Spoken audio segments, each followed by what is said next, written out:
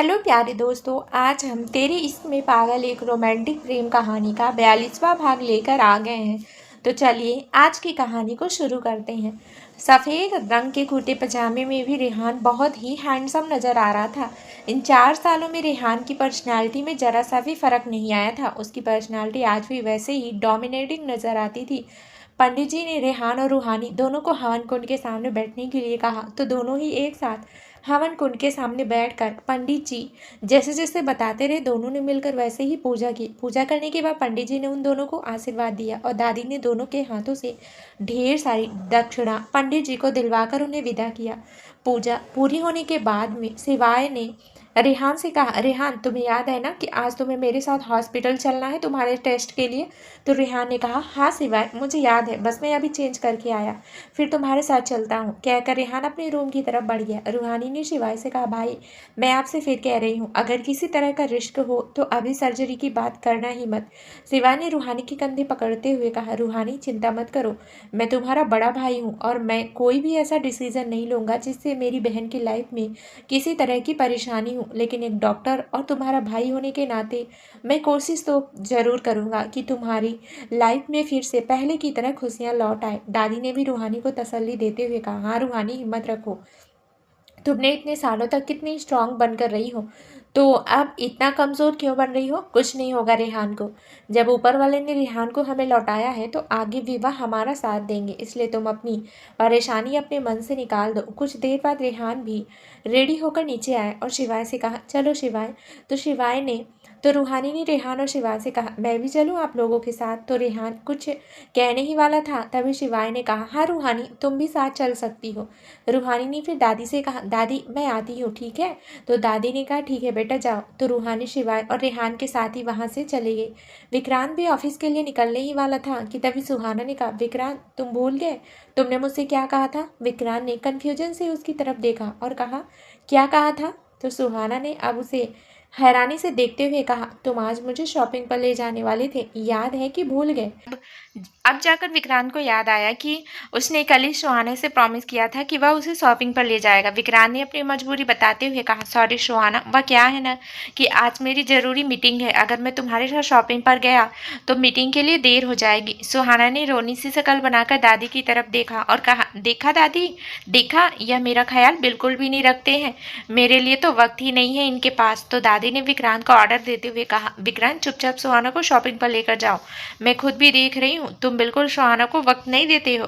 दादी की बात सुनकर सुहाना ने एक डेविल स्माइल के साथ विक्रांत को देखा। विक्रांत ने अपनी आंखें छोटी कर उसे घूरा और मन ही मन कहा, हमेशा दादी को इमोशनली ब्लैकमेल करती रहती है, चालाक लोमड़ी। फिर मुंह बनाते हुए कहा, अब चलो। सुहाना ने दादी से कहा, दादी जल्दी आती हूँ और आपके लिए भी ढेर सारी शॉपिंग करूंगी, ठीक है? कहकर सुहाना दादी को बाय बोलकर विक्रांत के साथ वहां से चली गई। सुहाना जल्दी से विक्रांत की गाड़ी की ड्राइविंग सीट पर बैठ गई और जैसे ही डोर को बंद करने लगी, विक्रांत ने डोर को पकड़कर बंद होने से रोक लिया और कहा, निकलो अभी बाहर। तो सुहाना ने कहा, क्यों निकलो, आज गाड़ी मैं ड्राइव करूंगी। विक्रांत ने फेक स्माइल के साथ कहा, सुहाना बेबी हमें शॉपिंग के लिए मॉल जाना है, सीधा हॉस्पिटल नहीं निकल लेना है। विक्रांत की बात सुनकर सुहाना का मुंह बन गया। उसने चिढ़ते हुए कहा, कहने का मतलब क्या है कि मुझे ड्राइविंग नहीं आती? विक्रांत ने अपने हाथ बांधते हुए कहा, नहीं बेबी तुम्हें ड्राइविंग आती है, बल्कि तुम गाड़ी ड्राइव करती नहीं हो, सीधा गाड़ी उड़ाती हो और साथ में गाड़ी में आगे और आसपास वाले लोगों को भी। अब उतरो नीचे, मैं तुम्हारे बगल में बैठने का रिस्क नहीं ले सकता।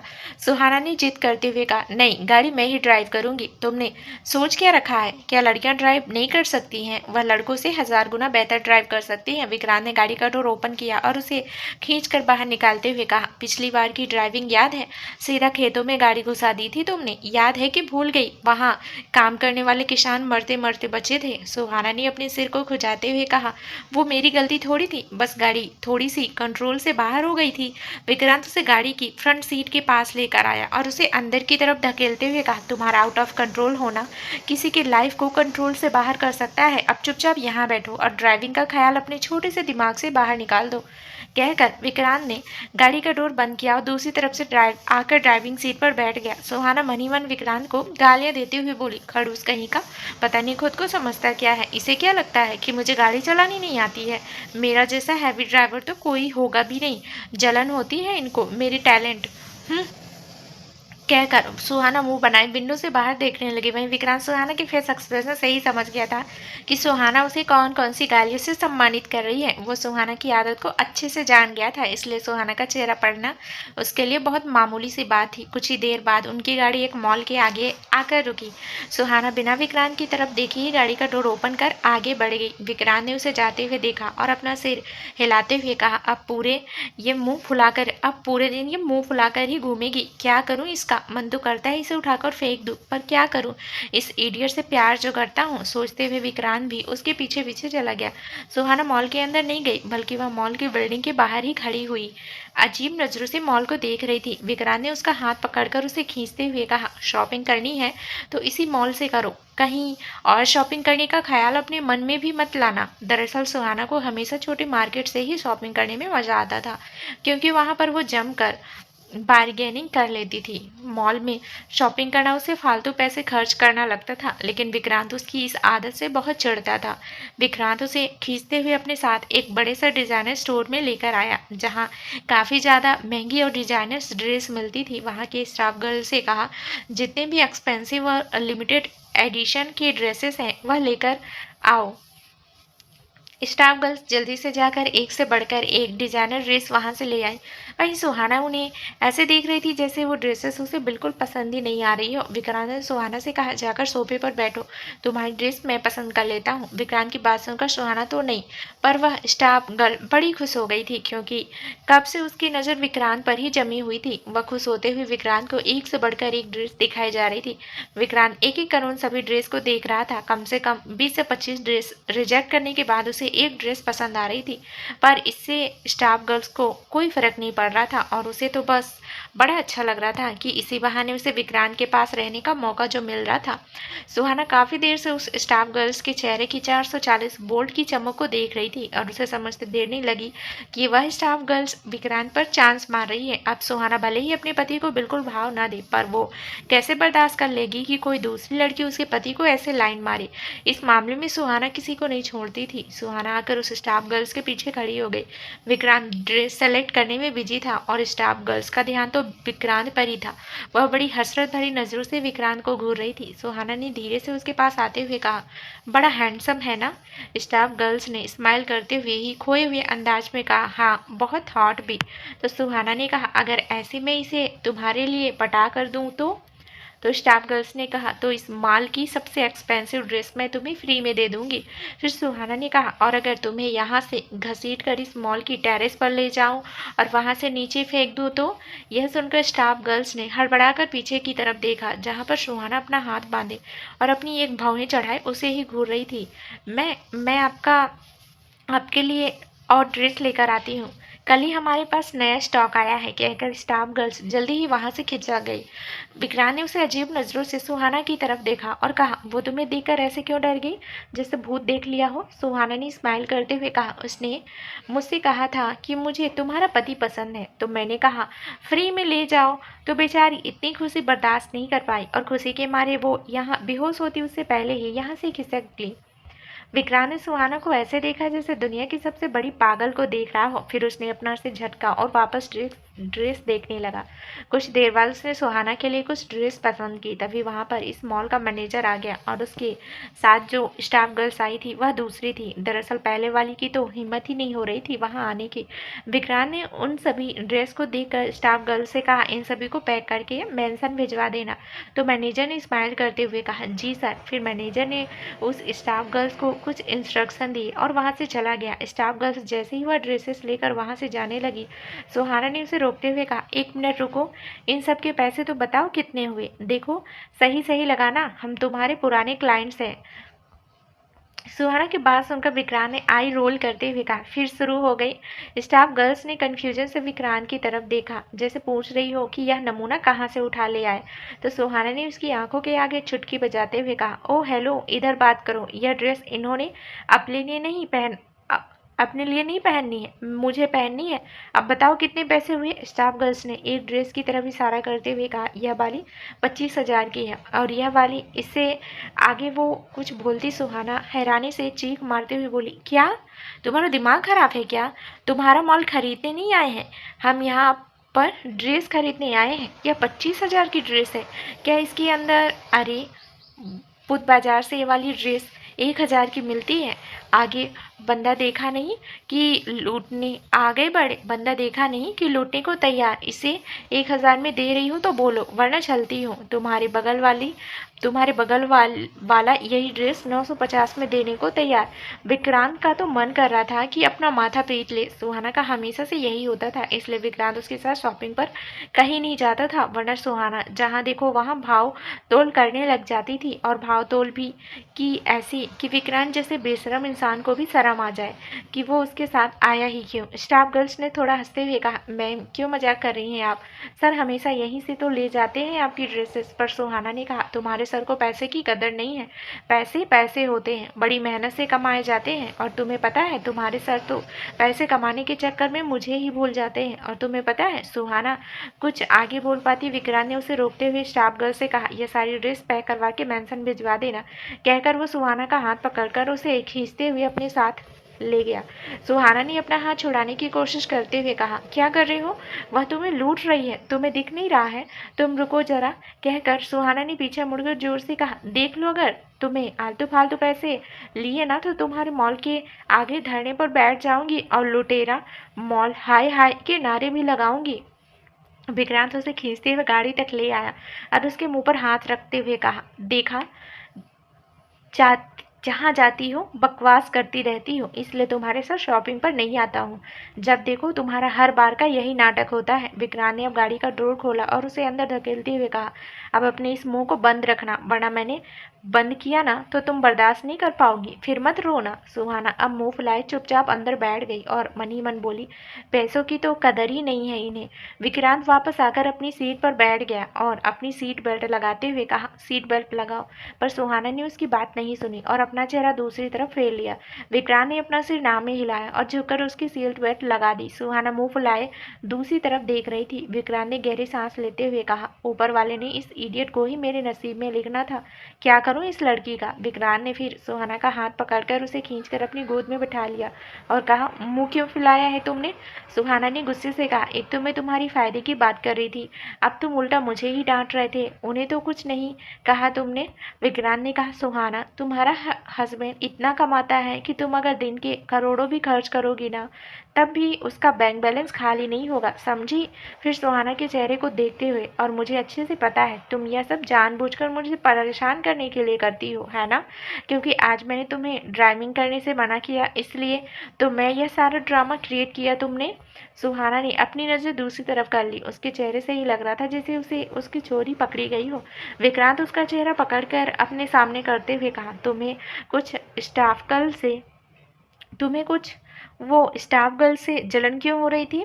अब सुहाना ने अपनी आंखें टिमटिमाते हुए कहा, तो उसे तुम ऐसे घूरने घूमने देती देखा नहीं था? कैसे जीभ लपलपा रही थी उसकी तुम्हें देखकर? विक्रांत ने हंसते हुए कहा, वह मुझे सिर्फ देख ही तो रही थी ना, कौन सा मेरे गले लग गई थी आकर? उसने विक्रांत का कॉलर पकड़ते हुए कहा, तुम्हें छूकर तो दिखाए, पटक पटक के न मारती उसको मैं। तुम्हारे गले लगने का हक सिर्फ मुझे है और किसी को नहीं। सुहाना की बात सुनकर विक्रांत को जोर से हंसी आई और सुहाना ने मुंह बनाते हुए कहा, तुम ऐसे क्यों हंस रहे हो? मैंने कुछ जोक सुनाया है क्या? विक्रांत ने उसके बालों को बिगाड़ते हुए कहा, तुम कब बड़ी होगी सुहाना? इतने साल हो गए हमारी शादी को, फिर भी तुम्हें और लड़कियों से जलन फील होती है? तो सुहाना ने कहा, अच्छा यह बात सिर्फ मेरे लिए है? उस दिन क्या किया तुमने उस लड़के के साथ जो मुझे थोड़ा सा स्माइल करके बात कर रहा था? बोलो, किसने पीटा था उसे? सुहाना की बात सुनकर विक्रांत को खांसी आ गई और वह कहते हुए बोला, कि लड़के की बात कर रही हो तुम? मैं तो बस कुछ नहीं किया। तो सुहाना ने स्माइल करते हुए कहा, किसी बेवकूफ़ बना रहे हो, मुझे अच्छे से पता है तुम तुमने ही उस लड़कों को पीटा था, और तुम्हें क्या लगा मुझे पता नहीं चलेगा क्या? विक्रांत दिव्य सुहाना को अपने करीब करते हुए कहा, हाँ, मैंने उसे पीटा था क्योंकि वह लड़का तुम्हें भी ऐसे नज़रों से ही देख रहा था और मैं नहीं बर्दाश्त कर सकता कि कोई भी तुम्हें इस तरह से देखे। अब सुहाना ने भी स्माइल से कहा, तो बस हो गया, ऐसा बड़ा ना तुम मुझे किसी और के साथ देख सकते हो और ना मैं तुम्हें। अब चलो, अब घर चलें, हमारे वह दोनों नन्हे मुन्ने हमारे इंतजार कर रहे होंगे। कहकर सुहाना जैसे ही उसकी गोद से उठकर वापस अपनी सीट पर बैठ गई कितनी देर में वह लोग वहाँ से निकल गए। अस्पताल में सारी टेस्ट हो जाने के बाद शिवा ने रेहान से कहा, रेहान रिपोर्ट्स आने के बाद ही सारा डिसीजन लिया जाएगा और रिपोर्ट्स आने में कम से कम 3 से 4 दिन का वक्त और लग ही जाएगा। तो रेहान ने कहा, जब इतना वेट कर लिया है तो थोड़ा और सही। ठीक है, अब मैं घर चलता हूँ। कहकर उसने रूहानी की तरफ देखा और कहा, चले। तो रूहानी ने भी हाँ में सर हिला दिया और रेहान के साथ वहाँ से चली गई। रूहानी फ्रंट सीट पर बैठी हुई थोड़ी बेचैन लग रही थी। वहीं रेहान ड्राइव करते हुए बार बार तिरछी नज़रों से रूहानी की बेचैनी को महसूस कर रहा था। थोड़ी ही देर बाद उसने एक जगह पर गाड़ी रोककर रूहानी से पूछा, क्या हुआ, कुछ परेशान लग रही हो। तो रूहानी ने रेहान की तरफ देखा और कुछ सोचते हुए कहा, रेहान मुझे तुम्हें कुछ बताना था। तो रेहान ने पूछा, क्या बताना है मुझे। रूहानी ने मन ही मन कहा, पता नहीं यह बात मैं रेहान को बताऊं या नहीं। कहीं यह बात जानकर रेहान सच में मना ना कर दे, लेकिन मैं रेहान से छुपा भी तो नहीं सकती।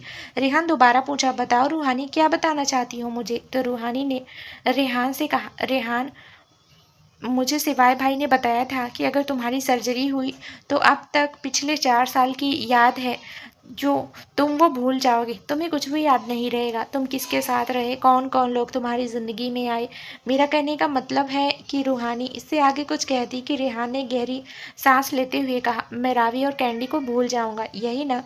रूहानी ने हैरानी से पूछा, तुम्हें कैसे पता इस बारे में। तो सिवाय ने तो रूहानी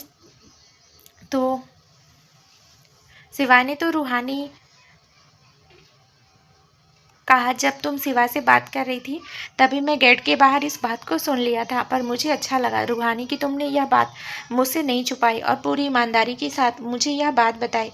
रूहानी ने थोड़ा झिझकते हुए कहा, कहीं तुम इस वजह से सर्जरी से मना तो नहीं कर दोगे। रेहान ने कुछ पल तक सोचते हुए कहा, रूहानी, मैं सिर्फ 4 सालों तक एक छोटी पहचान के साथ रहा हूँ, ताकि मेरी असली पहचान मेरा सारा परिवार यही है और मैं खुद दिल से चाहता हूँ कि मेरी पुरानी यादें मुझे वापस मिल जाए। और जहाँ तक रही कैंडी और रावी की, तो कहीं ना कहीं मेरी वजह से उन्हें भी काफ़ी सरवाइव करना पड़ रहा है। कैंडी अभी छोटी है, लेकिन उसे यह सच कभी ना कभी तो पता होगा ही ना कि मैं उसका असली बाप नहीं हूँ। मैं इमोशंस में आकर उस बच्ची को धोखा नहीं दे सकता ना, क्योंकि मैं भी जानता हूँ अगर मैं रावी और कैंडी के पास जाता हूँ तो यहाँ तुम परेशान हो जाती हो और तुम भी कब तक ही सब बर्दाश्त करोगी। इसलिए फ़िलहाल के लिए मैंने सब कुछ वक्त पर छोड़ दिया है, जो होगा अच्छा ही होगा और हम सब के हक में होगा। रिहान की बात सुनकर रूहानी ने एक चैन की सांस ली, क्योंकि उसे कहीं ना कहीं एक छोटा सा डाउट था कि कहीं रेहान इस सर्जरी से मना ना कर दे, कि वह भी चाहती थी कि रेहान की यादें लौट आए, क्योंकि वह भी अब इन उलझन से परेशान होने लगी थी। तभी रेहान का फ़ोन रिंग करने लगा। रेहान ने फ़ोन की ओर देखा और अपने कान पर लगा लिया, तो सामने ही उसकी बेटी मिष्टी थी। मिष्टी ने रेहान से कहा, आप घर कब आ रही हैं। तो रेहान ने अपनी प्यारी सी बेटी की क्यूट सी आवाज़ सुनकर मुस्कुराते हुए कहा, बस बच्चा, हम थोड़ी देर में पहुंच रहे हैं। दादा, आप घर आते वक्त मिष्टी ने कहा, डैडा, आप घर से आते वक्त ना मेरे लिए आइसक्रीम लेकर आना, पर मम्मा को मत बताना, वरना मम्मा मुझे आइसक्रीम खाने नहीं देंगी। रेहान ने तिरछी नज़र से रूहानी की तरफ देखा, जो मुस्कुराती हुई अब रेहान की तरफ देख रही थी। रेहान ने मिष्टी से कहा, चिंता मत करो, तुम्हारे डैडा है ना, तो मम्मा तुम्हें मना नहीं कर पाएंगी। मैं तुम्हारे लिए तुम्हारी आइसक्रीम लेकर ही आऊँगा, ठीक है। कि तभी कुछ सोचकर उसने मिष्टी से पूछा, वैसे तुम्हें कौन सा फ्लेवर पसंद है मिष्टी। मिष्टी ने कहा, मुझे बटर स्कॉच पसंद है, आप वही लेकर आना। यह सुनकर रेहान के फेस पर स्माइल आ गई, क्योंकि यही फ्लेवर उसे भी पसंद था। अब ऐसी बात है, मिष्टी उसी का तो खून है, तो कुछ पसंद तो उसकी अपनी डैड से मिलने ही थी। रिहान ने मुस्कुराते हुए कहा, ठीक है बेटा, मैं तुम्हारी फेवरेट फ्लेवर की आइसक्रीम लेकर आऊँगा। रिहान ने फ़ोन डिस्कनेक्ट कर दिया। आइसक्रीम का नाम सुनकर रूहानी ने पलटकर रेहान की तरफ देखा और पूछा, क्या मिष्टी ने तुम्हें फ़ोन किया था। तो रेहान ने फ़ोन को डेस्कटॉप पर रखते हुए कहा, हाँ, आइसक्रीम खानी है तो इसलिए उसने मुझे फ़ोन किया। तो रूहानी ने रेहान से कहा, नहीं रेहान, तुम उसके लिए आइसक्रीम नहीं लेकर जाओगी, वह बहुत मीठा खाने लगी है। और रेहान ने कहा, मेरी बेटी ने पहली बार मुझसे कुछ मांगा है तो मैं उसे मना नहीं कर सकता। रेहान ने यह बात थोड़ी हक से कही थी। इतने टाइम बाद रेहान अपने पुराने वाले लहजे में बात कर रहा था, जिसे देखकर कुछ पल के लिए तो रूहानी उसे देखते ही रह गए। लेकिन अचानक उसके हिस्से पर स्माइल आ गई, क्योंकि उसे रेहान का ऐसे ही हक जताना बहुत अच्छा लग रहा था। कुछ ही देर में वह दोनों एक आइसक्रीम पार्लर में खड़े हुए थे। रेहान ने मिष्टी की पसंद की बटर स्कॉच फ्लेवर की आइसक्रीम ली। वहीं रूहानी इस इंतजार में थी कि रेहान उसकी भी पसंद पूछेगा, पर रेहान ने इस तरफ ध्यान नहीं दिया। तो इस वजह से रूहानी का मुंह बना हुआ था। रेहान ने रूहानी से कहा, चले। रूहानी ने चिढ़ते हुए कहा, हाँ चलते हैं, वैसे भी यहाँ रुक कर और क्या करेंगे, कहकर रूहानी बाहर की तरफ जाने लगी। तभी रेहान ने उसे कहा, तुम कुछ नहीं लोगी क्या, तुम्हें आइसक्रीम पसंद नहीं है क्या? रूहानी ने पलटकर कहा, तुम्हें याद आ गया कि मुझसे भी पूछना था। रेहान ने उसे कुछ पल देखा और फिर हंसते हुए कहा, तुम क्या इंतजार कर रही थी मेरे पूछने का? रूहानी ने झेप कर अपनी नजरें दूसरी तरफ कर ली। तो रेहान ने कहा, मुझे पता था तुम कब से इस चीज़ का इंतजार कर रही हो, पर मैं चाहता था तुम मुझे खुद से ही कह दो। अच्छा बताओ, तुम कौन से फ्लेवर की आइसक्रीम लोगी? रूहानी ने एक्साइटमेंट के साथ जल्दी से कहा, स्ट्रॉबेरी फ्लेवर। तो रेहान ने स्माइल करते हुए कहा, ठीक है। रेहान ने उसके लिए स्ट्रॉबेरी फ्लेवर की आइसक्रीम ली और दोनों ही जाकर वापस अपनी गाड़ी में बैठ गए। रूहानी से वेट नहीं हो रहा था, क्योंकि स्ट्रॉबेरी फ्लेवर की आइसक्रीम उसकी वीकनेस थी। उसने तो गाड़ी की फ्रंट सीट पर बैठकर ही डिब्बे को ओपन किया और मज़े से आइसक्रीम खाने लगी। रेहान गाड़ी ड्राइव करते हुए बीच बीच में रूहानी को भी देख रहा था। रूहानी बिल्कुल बच्चों की तरह आइसक्रीम को एंजॉय कर रही थी। तभी रूहानी ने रेहान से पूछा, क्या तुम्हें खाना है? तो रेहान ने रूहानी से कहा, स्ट्रॉबेरी फ्लेवर। तो रूहानी ने कहा, और नहीं तो क्या, मेरे पास तो यही है ना। तभी रेहान ने अपनी गाड़ी साइड में रोकी और फिर उसने रूहानी की तरफ देखा। आइसक्रीम रूहानी के पिंक लिप्स के साइड में भी लगी हुई थी, लेकिन रूहानी का ध्यान इस तरफ बिल्कुल नहीं था। रेहान का ध्यान रूहानी के पिंक लिप्स पर जाकर रुक गया और हसरत भरी नजरों से उसके होठों को देखने लगा। रूहानी ने आइसक्रीम से भरी स्पून उसकी तरफ बढ़ाते हुए कहा, अब जल्दी खाओ ना, वरना आइसक्रीम पिघल जाएगी। तो रेहान ने कहा, मेरा स्ट्रॉबेरी फ्लेवर टेस्ट करने का बड़ा मन है, so should I test them? Rehan यह बात रूहानी के साथ फोटो को देखते हुए कह रहा था। वहीं रूहानी को लगा कि वह आइसक्रीम के बारे में बात कर रहा है, तो उसने रूहानी की होठों को देखते हुए कह रहा था। तो उसने भी कहा, मैंने कब रोका है तुम्हें? रूहानी की बात सुनकर रेहान के होठों पर स्माइल आ गई। उसने रूहानी के हाथ से आइसक्रीम का डिब्बा लिया, पर उसने आइसक्रीम नहीं खाई, उसे डेस्कटॉप पर रख दिया। रूहानी कंफ्यूजन से रेहान को देख रही थी। अभी तो कह रहे थे आइसक्रीम खानी है, पर डिब्बा साइड में क्यों रख दिया? रूहानी रेहान से कुछ पूछते उससे पहले ही रेहान ने उसे अपनी तरफ खींचकर उसे अपनी गोद में बिठा लिया। रेहान के अचानक ऐसा करने से रूहानी अपनी बड़ी बड़ी आंखों से उसे देखने लगी। रेहान ने एक बार फिर स्माइल करते हुए पूछा, आई थिंक मुझे स्ट्रॉबेरी फ्लेवर भी टेस्ट करना चाहिए। कहने के साथ ही रेहान ने रूहानी का चेहरा अपने करीब किया और उसकी होठों पर अपने होंठ रख दिए। रूहानी को इस वक्त ये उम्मीद बिल्कुल भी नहीं थी कि रेहान ऐसा कुछ भी करेगा, इसलिए उसकी आंखें भी हैरानी से बड़ी हो गई। लेकिन रेहान उसे आज पहले की तरह किस कर रहा था, वही पैशनेट वाली किस, जिसे महसूस कर रूहानी की होठों पर ही स्माइल आ गई। उसने भी अपनी सॉफ्ट उंगलियां रेहान के बालों में फेरना शुरू कर दिया और रेहान की किस कर रिस्पॉन्स करने लगी। दोनों ही कुछ वक्त तक एक दूसरे में पूरी तरह से खोए रहे। कुछ देर बाद रेहान ने रूहानी के होठों को छोड़ा। रूहानी अब लंबी लंबी सांस ले रही थी, क्योंकि रेहान धीरे धीरे काफी वाइल्ड हो गया था। रूहानी को अपनी सांस उखड़ती हुई महसूस हो रही थी। रेहान ने रूहानी के होठों को रख करते हुए कहा, the taste of ice cream was really very good. Rehan की बात सुनकर रूहानी का चेहरा शर्म से लाल हो गया। उसने अपना चेहरा रेहान के कंधे पर टिका लिया और अपनी सांसों को दुरुस्त करने लगी। रेहान भी स्माइल करते हुए रूहानी के बैग को सहलाने लगा। उसे यह शर्माती हुई रूहानी बहुत ही प्यारी लग रही थी। तभी उसे फील हुआ जैसे रूहानी रो रही है। उसने रूहानी को अपने सामने किया तो रूहानी अपनी पलकें झुकाए सिसक रही थी। रेहान ने उसके छोटे से चेहरे को अपनी हथेलियों में भरा और प्यार से पूछा, है तुम रो क्यों रही हो? क्या मैंने कुछ गलत किया है? रूहानी ने सर झुकाए ही अपना सिर नाम में हिलाया और कहा, नहीं, वो इतने दिनों बाद तुमने ऐसा किया ना, तो मुझे वह दिन याद आ गए जब तुम ऐसे ही मुझे प्यार करते थे। रूहानी की बात सुनकर रेहान ने स्माइल करते हुए कहा, तो यह बात है। तुम्हें पता है रूहानी, भले ही मैं तुम्हारे साथ बिताए हुए पुरानी बातों को भूल चुका हूँ, लेकिन एक बात अगर मैं ईमानदारी से कहूँ तो तुम्हारे करीब आकर जो सुकून मैं महसूस करता हूँ वह मुझे कहीं और नहीं मिला।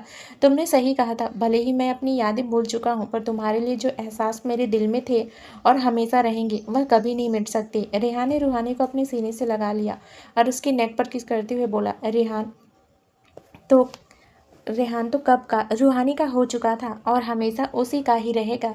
कुछ देर तक रेहान और रूहानी ऐसे ही बैठे रहे। फिर रूहानी ने कहा, अब घर चलें हमारी बेटी। रेहान ने थोड़ा दूर होते हुए कहा, हाँ हमारी बेटी हमारा वेट कर रही होगी। तो रेहान ने हंसते हुए कहा, हमसे भी ज़्यादा शायद अपनी आइसक्रीम का वेट कर रही होगी। रेहान की बात सुनकर रूहानी को हंसी आ गई और उसकी गोद से उठते हुए बोली, सही कह रहे हो तुम, मिष्टी में सब्र नाम की चीज़ बिल्कुल नहीं है, बिल्कुल तुम पर गई है वो। रेहान ने गाड़ी स्टार्ट करते हुए कहा, आखिर मेरा ही खून है तो मुझ पर ही तो जाएगी ना। रेहान और रूहानी अभी घर पहुंचे ही थे तभी उसे हॉल में ही सोफे पर बैठे हुए रावी रेहान का इंतजार करते हुए मिली। रावी को देखकर जहां रेहान के चेहरे पर कन्फ्यूजन और हैरानी के भाव नजर आने लगे, वहीं रूहानी थोड़ी सी परेशान हो गई। फिर भी उसने अपनी परेशानी छुपाते हुए रावी से पूछा, तुम यहाँ क्या कर रही हो रावी? रावी ने एक नज़र रूहानी की तरफ देखा और फिर खड़े होते हुए रूहानी से कहा, दरअसल मैं यहाँ पर तुम लोगों को इनवाइट करने आई थी। तो रेहान ने नासमझी में पूछा, इनवाइट किस बात के लिए? तो रावी ने कुछ देर चुप रहने के बाद कहा, रेहान तुम शायद भूल रहे हो, 2 दिन बाद कैंडी का बर्थडे है। यह याद आते ही रेहान ने कहा, ओह सो सॉरी रावी, आजकल बहुत कुछ लाइफ में ऐसा हो रहा है जिस वजह से मुझे याद ही नहीं रहा। रूहानी ने रावी से कहा, रावी बैठो, हम बैठकर बात करते हैं। रावी वापस अपनी जगह बैठ गई। रूहानी और रेहान भी दोनों सोफे पर बैठ गए। रूहानी रेहान के पास ही बैठी हुई थी। रूहानी को रेहान के करीब बैठे हुए देखकर रावी को अपने दिल में अजीब सा महसूस हो रहा था, पर उसने अपने चेहरे पर इसे जाहिर नहीं होने दिया और एक फीकी सी स्माइल के साथ कहा, जानती हो रेहान, हम सबकी लाइफ में बहुत कुछ ऐसा हो रहा है जो हम सबके लिए इतना आसानी से एक्सेप्ट करना आसान नहीं है, पर फिर भी मैं चाहती हूँ कि तुम और रूहानी दोनों ही कैंडी के बर्थडे पर ज़रूर आओ। और तुम जानते हो ना कि कैंडी तुम्हारे बिना कभी केक कट नहीं करती है। रेहान ने कहा, ठीक है ज़रूर आऊँगा। रावी ने खड़े होते हुए कहा, ठीक है फिर मैं चलती हूँ। रूहानी ने रावी से कहा, तुम बैठो तो सही, अभी तो आई हो। तो रावी जो गेट की तरफ बढ़ रही थी उसने पलट कर रूहानी की तरफ देखा और कहा, कैंडी मेरा वेट कर रही होगी इसलिए मुझे जाना होगा, और वैसे भी अब उसकी लाइफ में एक मैं ही तो हूँ जिसका वह वेट कर सकती है, कहकर रावी वहाँ से निकल गए। रूहानी ने रावी को जाते हुए देखा और फिर रेहान से पूछा, रेहान कैंडी की असली डैड कौन है? रेहान जो रावी को जाते हुए देख रहा था उसने रूहानी की तरफ देखा और कहा, इस बारे में मुझे भी नहीं पता क्योंकि रावी ने मुझे कभी बताया ही नहीं। खैर छोड़ो, यह उसका पर्सनल मैटर है, अगर वह हमें नहीं बताना चाहती है तो मैंने भी उससे इस बारे में ज़्यादा पूछना सही नहीं समझा। तभी मिष्टी जल्दी से भागते हुए रेहान के पास आई। डैड आप मेरी फेवरेट आइसक्रीम ले आए ना?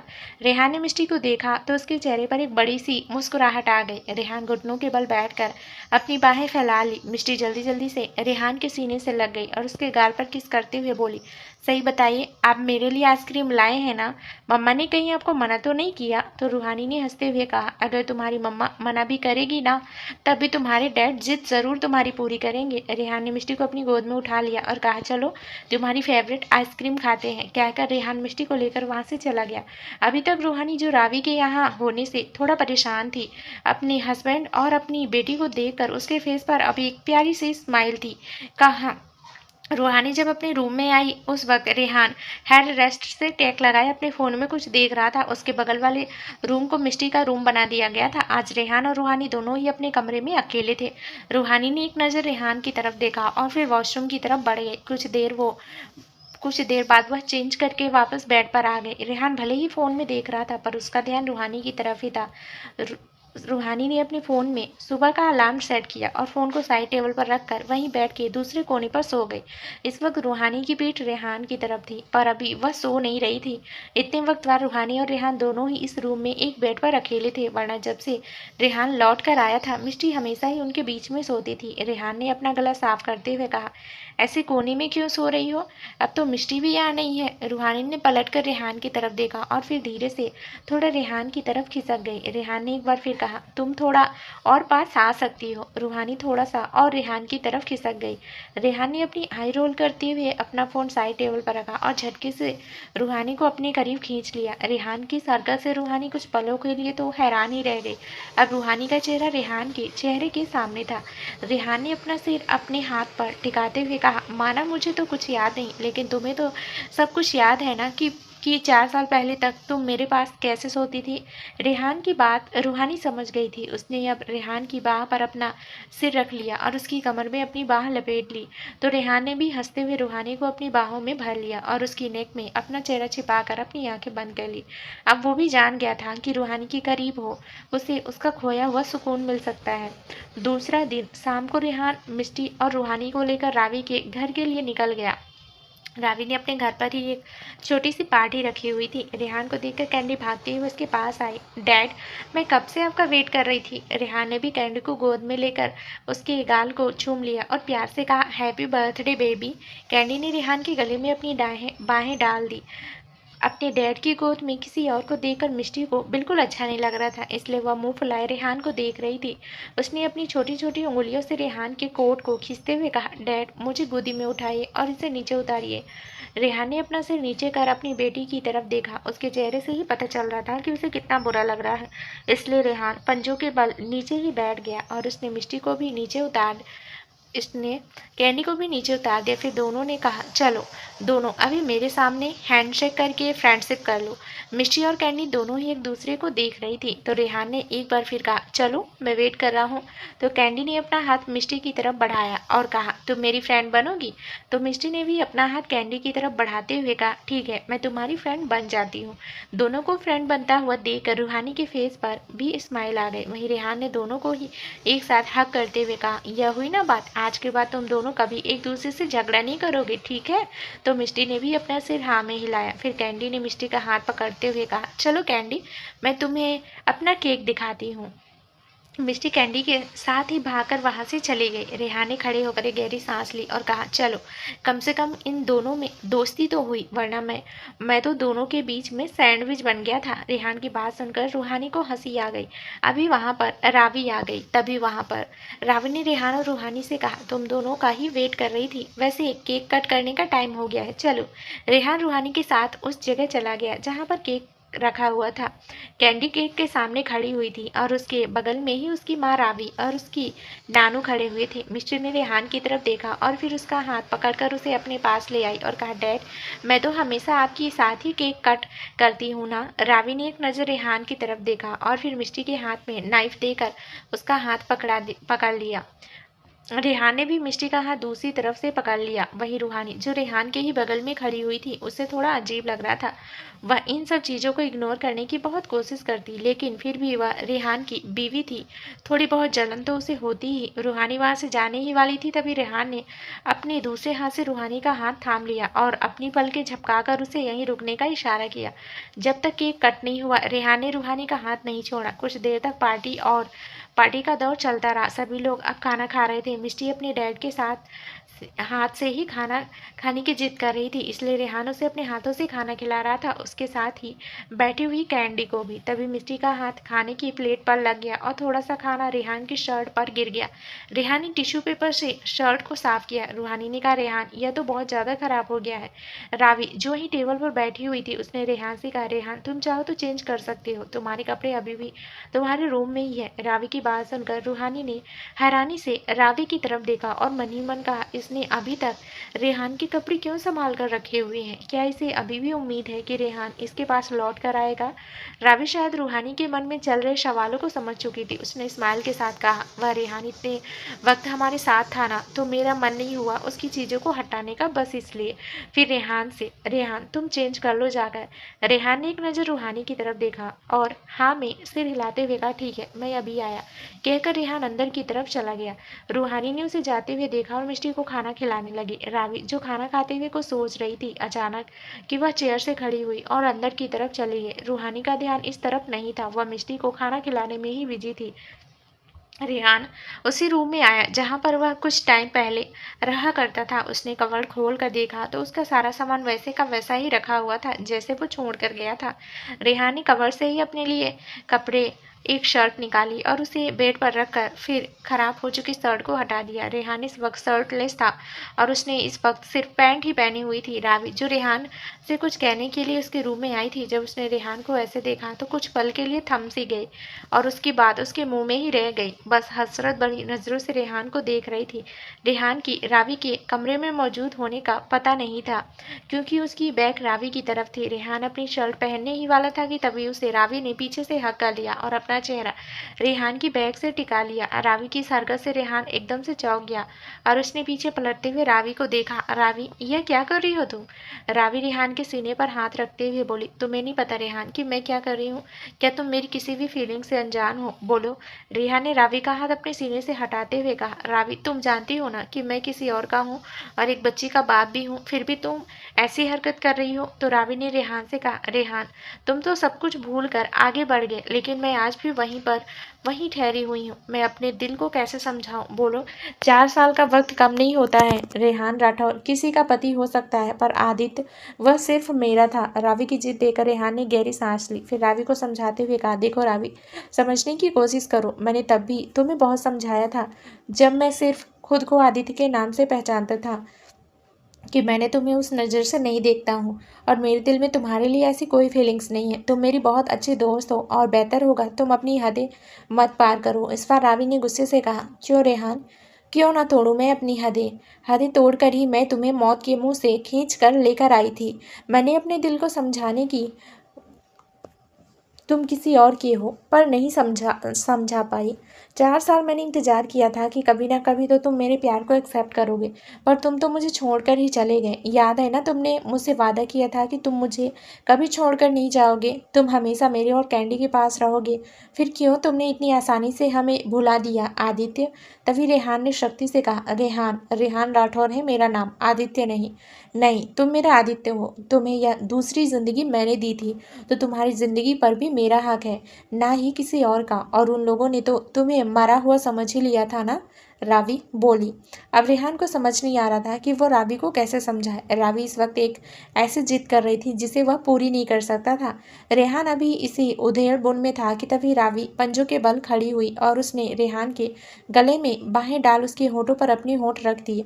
रावी की इस हरकत से रेहान एकदम से ब्लैंक हो गया। वहीं रूहानी, जो अभी तक मिष्टी को खाना खिला रही थी, जब उसने देखा कि रावी भी वहां पर मौजूद नहीं है तो उसे कुछ अजीब सा लगा। उसने इधर उधर देखते हुए रावी को ढूंढा, पर रावी उसे कहीं नजर नहीं आए। उसे अब कुछ गलत होने का अंदेशा हुआ, क्योंकि कैंडी भी वहीं बैठी थी। रूहानी ने मिष्टी और कैंडी से कहा, तुम दोनों यहीं पर रहो, मैं बस अभी आई। मिस्टर और कैंडी ने हाँ में सिर हिलाया तो रूहानी वहां से खड़ी होकर घर के अंदर की तरफ चली गई, क्योंकि उसे शक था कि कहीं रावी रेहान के पीछे तो नहीं गई है। रूहानी पहली बार इस घर में आई थी तो उसे पता नहीं था कि रेहान पहले किस रूम में रहता था, लेकिन तभी उसे एक रूम का डोर खुला हुआ नजर आया तो रूहानी ने भी अपने कदम उस तरफ बढ़ा दिए। रूम का डोर थोड़ा सा खुला हुआ था, उसे यही लगा कि इसी रूम में देखना चाहिए, शायद रेहान इसी रूम में हो। रूहानी ने डोर के नॉब पर हाथ रखा और रूम को ओपन कर जैसे ही अंदर कदम रखा, सामने का नजारा देखकर उसका दिल धक से रह गया। सामने ही रावी पंजों के बल खड़े हुए रेहान की होठों पर किस कर रही थी। यह सब देखकर रूहानी एकदम से लड़खड़ा गई। इसी वक्त रेहान की नज़र रूहानी के नम आंखों से मिली। रेहान ने झटके से रावी को खुद से दूर किया। रावी को इस बात का अंदाजा नहीं था कि रेहान उसे ऐसे खुद से दूर ढकेल देगा, इसलिए वो खुद को संभाल नहीं पाई और फर्श पर ही गिर गई। वही रूहानी आंखों में आंसू लिए रेहान को देख रही थी। इससे पहले कि रेहान उसके पास पहुंचता, रूहानी वहां से पलटकर बाहर चली गई। इस बार रेहान ने गुस्से से घूर कर रावी को देखा, जो अब तक फर्श पर खड़ी हो गई थी और नम आंखों से रेहान को देख रही थी। रेहान ने बेड पर पड़ी हुई शर्ट को उठाया और उसे पहनते हुए रूम से बाहर निकल गया। रूहानी रोते हुए बाहर आई और उसने मिष्टी को गोद में उठाया और वहां से बाहर निकल गई। रेहान बाहर आकर रूहानी को सब जगह ढूंढ रहा था, पर रूहानी उसे कहीं नजर नहीं आई। वो समझ गया कि रूहानी वहां से चली गई है, इसलिए उसने भी अपने कदम बाहर की तरफ बढ़ा दिए। रूहानी ने जल्दी से मिष्टी को फ्रंट सीट पर बैठाया और खुद ड्राइविंग सीट पर आकर बैठ गई। मिष्टी ने रूहानी से पूछा, मम्मा, डैड कहाँ है? वह अभी तक आए क्यों नहीं? रूहानी ने उसकी बात का कोई जवाब नहीं दिया लिया और उसकी सीट बेल्ट लगाने लगी और गाड़ी स्टार्ट कर वहाँ से निकल गई। जब तक रेहान बाहर आया तब तक रूहानी वहाँ से गाड़ी लेकर निकल चुकी थी। रेहान ने गाड़ी को जाते हुए देखा और फ्रस्ट्रेशन से अपने बालों में हाथ फेरते हुए कहा, यह तुमने क्या किया रावी? ये अच्छा नहीं हुआ। क्या बीत रही होगी रूहानी के दिल पर? फिर गुस्से से रेहान ने वहीं पर खड़ी हुई गाड़ी के टायर्स पर जोर से किक मारी और फिर एक कैब रुकवा कर उसमें बैठकर वहां से निकल गया। रेहान के इस तरह से जाने के बाद रावी अब घुटनों के बल फर्श पर बैठ गई और जोर जोर से रोने लगी। तुम मुझे ऐसे छोड़कर नहीं जा सकते आदित्य। तुम सिर्फ मेरे हो, तुम्हारी ये जिंदगी मेरी दी हुई है। मैं नहीं रह सकती तुम्हारे बिना। मुझे तुम्हारी ज़रूरत है आदित्य। प्लीज़ मुझे मत छोड़कर जाओ। कहते हुए रावी फूट फूट कर रोने लगी, क्योंकि आज उसने पहली बार रेहान की नज़रों में अपने लिए नफरत देखी थी, जो उससे बर्दाश्त नहीं हो रही थी। ड्राइव करते हुए ही रूहानी सामने की तरफ देख रही थी और उसकी आंखों से आंसू बह रहे थे। उसकी आंखों के सामने बार बार वही नज़ारा आ रहा था जो उसके दिल को दर्द पहुंचा रहा था। कुछ ही देर बाद उसकी गाड़ी राठौर मेंशन के सामने आकर रुकी। अब तक मिष्टी गाड़ी में बैठे हुए ही सो चुकी थी। रूहानी गाड़ी से बाहर आई और मिष्टी को अपनी गोदी में उठाए अंदर की तरफ बढ़ गई। तभी सामने से आ रहे वीर की नज़र रूहानी पर गई। वहीं रूहानी से कुछ पूछने ही वाला था कि रूहानी उसे इग्नोर कर आगे बढ़ गई। दरअसल रूहानी का ध्यान तो अभी भी उसी तरफ ही था। उसके दिमाग में वह नज़ारा जा ही नहीं रहा था। वीर ने कन्फ्यूजन से रूहानी को देखा। इसे क्या हुआ? ये इतना परेशान क्यों है? तभी उसकी नज़र रेहान की तरफ गई। वह भी अंदर ही आ रहा था। रेहान के चेहरे पर भी एक टेंशन सी नजर आ रही थी। वीर ने उसे रोकते हुए पूछा, क्या हुआ रेहान? सब ठीक तो है ना? और यह रूहानी को क्या हुआ? वह रो क्यों रही थी? रेहान ने वीर से कहा, वीर फिलहाल अभी कुछ मत पूछो, मैं तुमसे बाद में बात करता हूँ। अभी मुझे रूहानी को देखना है। कहकर रेहान रूहानी के पीछे चला गया। रूहानी ने मिष्टी को उसके रूम में ले जाकर उसके बेड पर सुला दिया और उसे ब्लैंकेट से अच्छी तरह से कवर कर दिया। वह दरवाजे की तरफ बढ़ी रही थी, तभी उसके सामने रेहान आकर खड़ा हो गया। रेहान को रूहानी ने एक नज़र देखा और उसके साइड से ही बाहर निकल गई। रेहान ने एक गहरी सांस ली और फिर रूहानी के पीछे चला गया। रूहानी अपने रूम में आकर वॉशरूम की तरफ जा ही रही थी कि तभी रेहान ने भी उसके पीछे जाकर उसे अपनी बाहों में भर लिया। इस वक्त रूहानी की पीठ रेहान के सीने से लगी हुई थी और रेहान ने उसे पीछे से अपनी बाहों में भरा हुआ था। रूहानी, तुमने जो देखा वो सही नहीं था। मैं मानता हूँ तुम्हें इस बात का बहुत बुरा लगा होगा, पर रावी ने वो सब इतनी जल्दी किया कि रेहान अपनी बात पूरी कर भी नहीं पाया कि तभी रूहानी ने झटके से अपने आप को रेहान की पकड़ से छुड़ाया और पलटकर रेहान की तरफ देखा और कहा, क्या मैंने तुमसे कुछ पूछा रेहान? हालांकि रूहानी यह बात बहुत ही शांत लहजे में कह रही थी, पर उसकी आंखों में बहते हुए आंसू साफ जता रहे थे कि इस वक्त उसके दिल और दिमाग में काफ़ी उथल पुथल मची हुई है। रेहान ने रूहानी के कंधे को पकड़ते हुए कहा, तो पूछो ना, तुम्हारा हक बनता है मुझसे पूछने का, इस बात पर गुस्सा करने का। और तुम ऐसे वहां से क्यों चली आई? रूहानी, जो काफ़ी देर से खुद पर कंट्रोल कर रही थी, एकदम से फट पड़ी। तो क्या करती मैं? क्या वहाँ खड़ी होकर वह सब देखती रहती? बोलो, क्या इतना आसान था मेरे लिए वह सब? कहते हुए उसका गला रूंध गया। फिर उसने खुद को संभालते हुए दोबारा कहा, मैं तुम्हें बार बार कहती रही कि मैं रावी पर भरोसा नहीं करती हूँ, लेकिन तुम मेरी बात समझने को तैयार ही नहीं थे। तुम्हें लगा कि ये सब मेरा वहम है। फिर कुछ देर चुप रहने के बाद रावी ने, आज तक तुम्हारी एक एक चीज को संभाल कर रखा हुआ है। क्यों? किस उम्मीद से रेहान? यही उम्मीद ना कि एक दिन तुम उसके पास लौट आओगे। वह इस बात को एक्सेप्ट नहीं कर पाई है कि तुम अपने परिवार के पास लौट चुके हो। रेहान ने उसे समझाते हुए कहा, रूहानी, पर मेरे मन में रावी के लिए ऐसा कुछ नहीं है, यह बात तुम भी जानती हो। इस बार रूहानी ने गुस्से से चिल्लाते हुए कहा, पर उसके मन में तो है ना रेहान। यह बात तुम क्यों नहीं समझ रहे हो? जितना तुम उससे मिलोगे उतना ही वो तुम्हारे करीब आने की कोशिश करेगी, और आज उसने वही किया। चलो तो मुझे बताओ रेहान, अगर कोई और मुझे इस तरह से किस करे तो क्या तुम बर्दाश्त कर पाओगे? रूहानी का यह कहना था कि रेहान की आंखों में जैसे गुस्से से खून उतर आया था। उसकी आंखों में एक बार फिर से वही जुनूनियत पजेसिवनेस नजर आ रही थी जो रूहानी को पहले नजर आया करते थे। रेहान ने गुस्से से रूहानी के कंधों को पकड़ा और उस पर अपनी पकड़ कसते हुए कहा, ऐसा सोचना भी मत रेहान। अपनी उसी पुराने रूप में देखकर रूहानी कुछ पल के लिए तो शॉक्ड रह गई और वह अपनी आंखें बड़ी किए रेहान को देखने लगी। रेहान की आंखों में आज वही सब नजर आ रहा था। रेहान की पकड़ कसते ही उसे अपने कंधे पर बहुत तेज दर्द महसूस हुआ। रेहान, मुझे बहुत हर्ट कर रहे हो। रेहान ने उसकी बात सुनने की बजाय रूहानी को अपने करीब किया और उसके होठों पर अपने होठ रख दिए। रूहानी कुछ पल के लिए तो शॉक्ड ही रह गई। उसे ऐसी उम्मीद नहीं थी कि रेहान ऐसा भी कुछ करेगा। रेहान रूहानी के बालों में हाथ फेरते हुए वैसे बड़े ही फैशन के साथ उसके होठों को चूम रहा था। ऐसे ही किस करते हुए वो उसे पीछे की तरफ धकेलते हुए बेड तक ले गया और दोनों ही एक साथ बेड पर गिर गए। लेकिन रूहानी रेहान के ऊपर थी। रेहान के एक हाथ उसकी कमर पर रखा हुआ था और दूसरा हाथ उसके बालों में था और किस करते हुए ही वह पलट गया और रूहानी को अपने नीचे कर लिया। रेहान उसे जितनी जुनूनियत के साथ चूम रहा था, रूहानी की हालत खराब हो रही थी क्योंकि रेहान एक बार फिर वैसे ही पहले की तरह अग्रेसिव बिहेव कर रहा था। कुछ देर बाद जब रेहान को लगा कि रूहानी को सांस लेने में ज़्यादा दिक्कत हो रही है तो उसने उसके होठों को छोड़ दिया और रूहानी के चेहरे की तरफ देखने लगा। रूहानी अपनी मधोसी भरी आंखों से रेहान को देख रही थी। रेहान ने रूहानी के गाल पर अपना हाथ रखा और कहा, तुम सिर्फ मेरी हो। और रेहान को सिर्फ रूहानी की चाहत है और किसी की नहीं। रेहान की बात सुनकर रूहानी की आंखों में नमी आ गई। उसने रेहान के सीने पर हाथ रखते हुए ही कहा, तुम मुझसे प्रॉमिस करो तुम कभी रावी से नहीं मिलोगे। मैं तुम पर भरोसा कर सकती हूँ पर उस रावी पर नहीं। यह बात अगर रूहानी ना भी कहती तभी रेहान आज रावी की हरकत को देखकर समझ गया था कि उसका रावी से दूर रहना ही उसके लिए बेहतर है, क्योंकि आज रावी ने जता दिया था कि वह रेहान को खुद से दूर नहीं जाने देना चाहती और रेहान नहीं चाहता कि रावी की वजह से उसकी फैमिली में किसी तरह की परेशानी आए। इसलिए जब वह रावी के घर से निकला था तभी उसने तय कर लिया था कि वह कभी भी पलट कर इधर नहीं आएगा। रेहान ने प्यार से रूहानी की भीगी पलकों को चूम लिया और कहा, मैं वादा करता हूँ रूहानी, मैं कभी भी रावी से नहीं मिलूंगा। मैं नहीं चाहता उसकी वजह से तुम्हारे दिल टूटे और आज की उसकी हरकत से मैं खुद भी समझ चुका हूँ कि रावी से दूर रहना ही हम सबके लिए ठीक है। रेहान की बात सुनकर रूहानी के होठों पर छोटी सी स्माइल आ गई और फिर जब उसे रावी का रेहान को किस करना याद आया तो उसने मुंह बनाते हुए कहा, मुझे बिल्कुल अच्छा नहीं लगा। मैं इस बात को भूल ही नहीं पा रही हूँ कि वह तुम्हें ऐसे क्यों किस कर रही थी। तो रेहान ने स्माइल करते हुए कहा, उसने मुझे किस नहीं किया। रावी ने जैसे ही अपने होठ मेरे होठों पर रखे उसी वक्त तुम आ गई थी और उसी वक्त मैंने उसे हटा दिया था।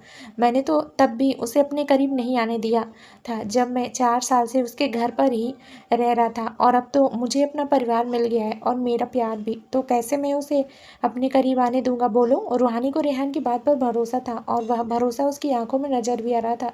रेहान ने एक बार फिर रूहानी के होठों पर अपने होठ रख दिए और बहुत ही प्यार से उसे स्मूच करने लगा। रूहानी भी इस बार अपनी उंगलियों से रेहान के बालों को सहलाने लगी और पूरी तरह से रेहान के प्यार में खो गई। रेहान आज खुद को रोक नहीं पा रहा था क्योंकि उसके दिल में रूहानी के लिए चाहत उसे अपना कंट्रोल खोने पर मजबूर कर रही थी। दोनों एक दूसरे में पूरी तरह खो गए थे। इतने दिनों की दूरी के बाद अपनी दूरियां मिटाने के लिए मजबूर हो गए थे। कुछ ही देर में दोनों के कपड़े फर्श पर पड़े हुए थे और दो प्यार करने वाले ब्लैंकेट में लिपटे हुए एक दूसरे को अपने प्यार की बारिश में भिगो रहे थे।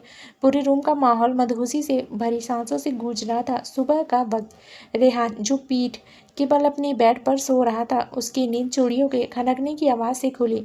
उसने उनिंदी आंखों से उस तरफ देखा जहां पर रूहानी अपने बालों को ड्रायर से सुखा रही थी। रेहान की बॉडी इसमें ऊपर से पूरी तरह से ना के बराबर कपड़ों में थी और एक ब्लैंकेट ने उसे कमर तक कवर किया हुआ था। रूहानी को देखकर रेहान को कल रात उसके साथ बिताए हुए खूबसूरत पल याद आने लगे, जिसे याद कर रेहान के होठों पर दिलकश स्माइल आ गई। रेहान ने अपने ऊपर से ब्लैंकेट हटाया और बेड से उतरकर रूहानी की तरफ बढ़ गया। इस वक्त रूहानी ने एक लाइट कलर की आसमानी कलर की साड़ी पहनी हुई थी और हाथों में कांच की चूड़ियां, जिसके खनकने की आवाज़ रेहान के दिल को सुकून पहुंचा रही थी। तभी रूहानी को अपनी नेक पर रेहान की गर्म सांसें महसूस हुई। रूहानी ने अपनी नज़र उठाकर मिरर में नजर आ रहे रेहान के अक्ष की तरफ देखा। रेहान उसके पीछे ही खड़ा हुआ रूहानी के नेक को स्पिन कर रहा था और अपने मजबूत हाथों से उसकी नजर आ रही कमर को भी छू रहा था। रेहान को देखकर रूहानी को कल रात रेहान के साथ बिताए हुए उन खूबसूरत पलों की याद आ गई जब उसके और रेहान के दरमियान सारी दूरी मिट चुकी थी, जिसकी याद आते ही रूहानी के गाल शर्म से लाल होने लगे और उसने अपनी पलकें भी शर्म से झुका ली। रेहान ने मिरर में ही देखते हुए रूहानी को शर्माते हुए देखा तो उसके होठों पर भी स्माइल आ गई। उसने रूहानी को पीछे से अपनी बाहों में भरा और उसकी नेक पर अपनी चिन टिकाते हुए कहा था ना, अगर मुझे दोबारा प्यार हुआ तो तुमसे ही होगा रूहानी, क्योंकि मैं तो कब का तुम्हारा हो चुका। यादें मिट सकती है लेकिन प्यार कभी नहीं मिटता है और ना ही उसका एहसास। रूहानी ने शर्मा कर रेहान के सीने में अपना सिर छुपा लिया तो रेहान ने भी हंसकर रूहानी के बालों को चूमा और उसे अपनी बाहों में कसकर थाम लिया। तभी रूहानी को कुछ याद आया और उसने रेहान की तरफ देखते हुए कहा, रेहान आज तुम्हारी रिपोर्ट्स आने वाली थी ना, तो रेहान जो अभी भी उसे अपनी बाहों में होल्ड किए खड़ा था, उसने रूहानी की तरफ देखते हुए कहा, आनी तो चाहिए थी, मैं शिवाय से बात करता हूँ। तो रूहानी ने कहा, ठीक है, मैं नीचे तुम्हारा ब्रेकफास्ट रेडी करती हूँ, फिर हम दोनों ही चलेंगे शिवाय भाई से मिलने के लिए। कहकर रूहानी जैसे ही रेहान को दूर कर वहाँ से जाने लगी, रेहान ने उसे वापस अपने पास खींच लिया और कहा, हमें लगता है अभी कुछ वक्त हमें और साथ में बिताना चाहिए। आई मीन टू से मॉर्निंग रोमांस। रूहानी ने रेहान को हैरानी से देखा और कहा, कल पूरी रात तुमने मुझे सोने नहीं दिया और तुम्हें मॉर्निंग रोमांस भी चाहिए? मेरे बस की नहीं है तुम्हें और झेलना, तुम हमेशा से ही मेरे साथ ऐसा करते हो। तो रेहान ने रूहानी से पूछा, हमेशा से तुम्हारा क्या मतलब? क्या मैं पहले भी तुम्हें ऐसे ही परेशान करता था? मेरा मतलब है पूरी रात तुम्हारे साथ। रेहान की बात सुनकर रूहानी ने शर्माते हुए कहा, रेहान मुझे परेशान मत करो, कहकर रूहानी ने रेहान को धक्का दिया और रूम से बाहर भाग गई। रेहान ने हंसते हुए अपने बालों में हाथ फेरा और कहा, जिसकी बीवी इतनी खूबसूरत हो तो उसके लिए रात ही कम पड़ जाए। फिर रेहान वॉशरूम की तरफ बढ़ गया। रूहानी माहिरा और सुहाना के साथ डाइनिंग टेबल पर ब्रेकफास्ट लगा रही थी। उसके फेस पर आज अलग ही तरह का ग्लो नजर आ रहा था और होठों पर एक प्यारी सी मुस्कान। रूहानी को इतना अपने आप में ही मुस्कुराते हुए देखकर सुहाना ने माहिरा को कुछ इशारा किया, तो माहिरा ने भी रूहानी की तरफ देखा। फिर रूहानी को छेड़ते हुए कहा, क्या बात है रूहानी, आज तो कुछ ज़्यादा ही ग्लो कर रही हो, कुछ अलग हुआ है? तो कुछ अलग हुआ क्या कल रात को? माहिरा की बात सुनकर रूहानी ने झेपते हुए कहा, माहिरा तुम भी ना कुछ भी बोलती रहती हो। तो सुहाना ने आकर रूहानी के पीछे से हग कर लिया और कहा, बता भी दे क्या हुआ कल रात को?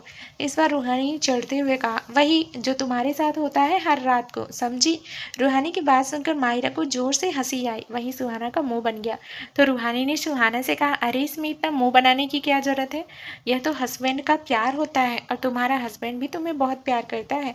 सुहाना ने चेयर पर बैठते हुए कहा, मेरा हस्बैंड कुछ ज़्यादा ही प्यार करता है और मुझसे उनका इतना भर भर कर प्यार संभलता ही नहीं। रूहानी और माहिरा भी उसके अगल बगल बैठ गई। माहिरा ने सुहाना की बात सुनकर कहा, सही कहा यार, मेरे हस्बैंड क्या कम है, उन्हें तो बस मौका चाहिए।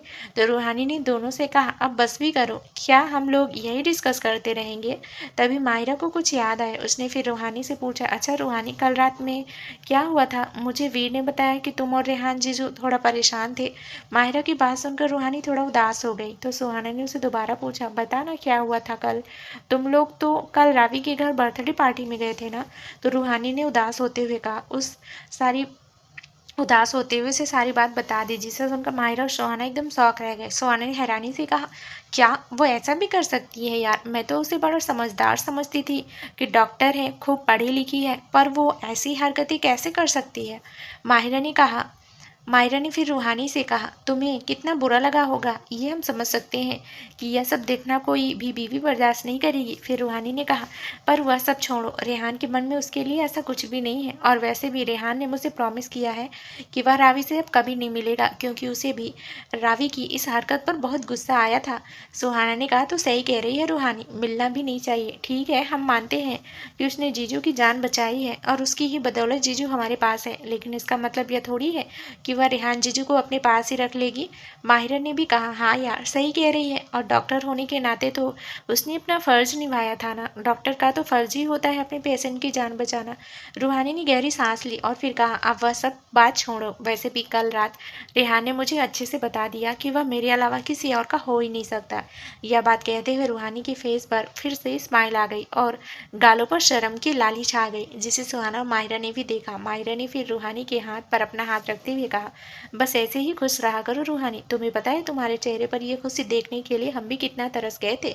कुछ ही देर में वहां पर घर के बाकी मेंबर भी आने लगे। रूहानी और रेहान ने भी नाश्ता किया और दोनों साथ में ही शिवाय से मिलने के लिए निकल गए। शिवाय के घर देविका और शिवाय दोनों ही सोफे पर बैठे हुए थे। वहीं रूहानी और रेहान दोनों भी उनके सामने ही बैठे हुए थे। शिवाय बड़ी ही गौर से रेहान की फाइल देख रहा था और इस वक्त उसके फेस के एक्सप्रेशन भी काफ़ी सीरियस थे। कुछ देर बाद उसने फाइल बंद की और फिर रूहानी और रेहान की तरफ देखा। रूहानी के चेहरे पर इस वक्त काफ़ी ज़्यादा बेचैनी नजर आ रही थी। फिर शिवाय ने स्माइल करते हुए कहा, रूहानी, गुड न्यूज़ है, रेहान की सारी रिपोर्ट्स काफ़ी अच्छी आई है और रेहान की सर्जरी भी पॉसिबल है। यह बात सुनकर रूहानी के फेस पर एक बड़ी सी स्माइल आ गई। उसने पूछा, सच में भाई? मतलब किसी तरह का रिस्क तो नहीं है ना? तो शिवाय ने कहा, बिल्कुल किसी तरह का रिस्क नहीं है। तो देविका ने अपने हाथ जोड़कर कहा, हे भगवान जी, मैं तो इतना डर रही थी। अच्छा है, सब कुछ ठीक है। फिर देविका ने शिवाय से पूछा, फिर कब तक होगी यह सर्जरी? शिवाय ने फिर रेहान से कहा, तुम जब तैयार हो जाओ तभी मैं तुम्हें हॉस्पिटल में एडमिट कर लूँगा। तो रेहान ने कहा, मैं जल्द से जल्द अपनी सर्जरी करवाना चाहता हूँ क्योंकि मैं अब इस उलझन से निकलना चाहता हूँ। बहुत थक चुका हूँ मैं इन सब में। शिवाय ने कहा, ठीक है, तो आज से 2 दिन बाद तुम्हें हॉस्पिटल में एडमिट होना होगा। तब तक मैं अपने बाकी के डॉक्टर से भी इस बारे में डिस्कस कर लूँगा ताकि सर्जरी में वो भी हेल्प कर सके। रूहानी ने रेहान का हाथ पकड़ लिया और खुश होते हुए कहा, बस रेहान, कुछ दिन और फिर तुम्हें वह सब कुछ याद आ जाएगा। रेहान ने भी रूहानी को साइड हक करते हुए कहा, मैं खुद भी जल्द से जल्द सब कुछ याद करना चाहता हूँ रूहानी, और अपनी पुरानी ज़िंदगी में वापस लौटना चाहता हूँ। कुछ देर और बात करने के बाद रेहान ने और रूहानी वहां से चले गए। वहीं रेहान राठौर के लौट आने की खबर पूरे शहर में फैल चुकी थी। जहां उसके बिजनेस राइवल रेहान की मौत की खबर सुनकर बहुत खुश हो रहे थे, वहीं उनकी हालत अब दोबारा खराब होने लगी थी कि रेहान राठौर ने एक बार फिर से बिजनेस वर्ल्ड में एंट्री की तो उन लोगों का बर्बाद होना तय है, क्योंकि रेहान की गैर मौजूदगी में उन लोगों ने इस बात का बहुत फायदा उठाया था। वहीं जिसने भी रेहान राठौर के साथ बिजनेस पार्टनर के तौर पर काम किया था, उन सब में तो अब खुशी की लहर थी, क्योंकि किसी भी बिजनेस की सफलता की गारंटी खुद रेहान राठौर था। और वहीं उसके राठौर एम्पायर में भी अब यह खबर फैल चुकी थी कि जल्द ही जल्द उनके बॉस वापिस अपना बिजनेस संभालेंगे। 2 दिन बाद रेहान हॉस्पिटल में एडमिट हो चुका था और इस वक्त वह अपने रूम में था। रूहानी एक धागा रेहान की कलाई पर बांधते हुए बोली, रेहान, यह भगवान जी का आशीर्वाद है और देखना ये सर्जरी सक्सेसफुल होगी और तुम फिर से पहले की तरफ बिल्कुल ठीक हो जाओगे। रेहान ने स्माइल करते हुए कहा, जिस इंसान के पास प्यार करने वाले इतने सारे लोग हो तो उससे तो सही होना ही है ना। और वैसे भी रूहानी, यह तुम्हारा प्यार ही तो था जो मुझे मौत के मुंह से खींच लाया और वापस तुम्हारे पास ले आया। तभी एक नर्स अंदर आते हुए बोली, सर, आपको हमें ओटी में ले जाना होगा। रेहान ने हाँ में सिर हिलाया। वही रूहानी ने बेचैनी से रेहान की तरफ देखा तो रेहान ने उसके दूसरे हाथ पर अपना हाथ रखते हुए कहा, डोंट वरी, कुछ नहीं होगा मुझे। कुछ ही देर बाद रेहान की फैमिली के सभी लोग बेचैनी से ऑटो के बाहर ही खड़े हुए थे। दादी एक बेंच पर परेशान से बैठी हुई थी, वहीं दादू भी उनके पास ही बैठे थे। बाकी सभी लोगों के चेहरे पर भी टेंशन साफ नजर आ रही थी। कुछ ही देर बाद शिवाय ऑटो से बाहर आया। शिवाय को बाहर आता देखकर जल्दी से रूहानी शिवाय के पास आई और बोली, भाई क्या हुआ, सर्जरी सही ढंग से हो गई ना? शिवाय ने पहले रूहानी की तरफ देखा और फिर बाकी सभी लोगों की तरफ। सबके चेहरे पर यही सवाल नजर आ रहा था। शिवाय ने स्माइल करते हुए कहा, उम्मीद से कहीं ज़्यादा बेहतर रूहानी। शिवाय की यह बात सुनकर सभी के चेहरे पर खुशी की लहर दौड़ गई। दादी ने अपने हाथ जोड़कर कहा, हे भगवान, तेरा लख लख शुक्रिया मेरे बच्चे को ठीक करने के लिए। तभी विक्रांत ने शिवाय से पूछा, कब तक होश आ जाएगा रेहान को? तो शिवाय ने कहा, सर्जरी काफ़ी बड़ी थी तो होश आने में भी वक्त लगेगा, लेकिन पूरी तरह से उसे ठीक होने में थोड़ा वक्त लगेगा और हॉस्पिटल से डिस्चार्ज होने में कम से कम 8 दिन का वक्त लग जाएगा। तो विक्रांत ने उसकी बात समझते हुए कहा, ठीक है, वैसे थैंक्स शिवाय। तो शिवाय ने विक्रांत से कहा, थैंक्स किस बात का विक्रांत? रेहान मेरी बहन का सुहाग है तो मुझे तो यह करना ही था। और वैसे भी डॉक्टर होने के नाते मेरा पहला फ़र्ज़ बनता है अपने पेशेंट को ठीक करना। ठीक है, कुछ देर में रेहान को दूसरे रूम में शिफ्ट कर दिया जाएगा, उसके बाद एक एक करके आप सभी रेहान से मिल सकते हो, कहकर शिवाय अपनी कैबिन की तरफ बढ़ गया। रूहानी की आंखों में खुशी की वजह से आंसू आ गए। वह दादी के पास आई और घुटनों के बल बैठते हुए बोली, दादी, अब हमारा रेहान ठीक हो जाएगा और उसकी सारी यादें भी वापस लौट आएगी। अब सब कुछ ठीक हो जाएगा दादी, कहकर रूहानी ने दादी को गोद में अपना सिर रख लिया। दादी ने उसका सिर सहलाते हुए कहा, मेरी बच्ची, तेरी सारी परेशानियां भी खत्म हो जाएंगी। बहुत सहा है ना तूने। सुहाना माहिरा भी रूहानी के लिए बहुत खुश थे। वहीं विक्रांत वीर के साथ वहां से बाहर चला गया। दरअसल रेहान इस हॉस्पिटल में एडमिट था तो इस हॉस्पिटल की सिक्योरिटी के बारे में उसे वीर से कुछ डिस्कशन करना था, क्योंकि जब से यह खबर पूरी शहर में फैली थी कि रेहान राठौर वापस लौट आया है तो उसके बिजनेस राइवल भी एक्टिव हो चुके थे और हो सकता है वह रेहान को नुकसान पहुंचाने की कोशिश भी करें। इसलिए विक्रांत और वीर इस मामले में जरा सा भी रिस्क नहीं ले सकते थे। तो दोस्तों, क्या नया ट्विस्ट होगा आगे इस कहानी में, ये जानने के लिए इस कहानी का अगला भाग जरूर सुने, जो बहुत ही जल्दी इस चैनल पर प्रसारित कर दिया जाएगा। धन्यवाद दोस्तों।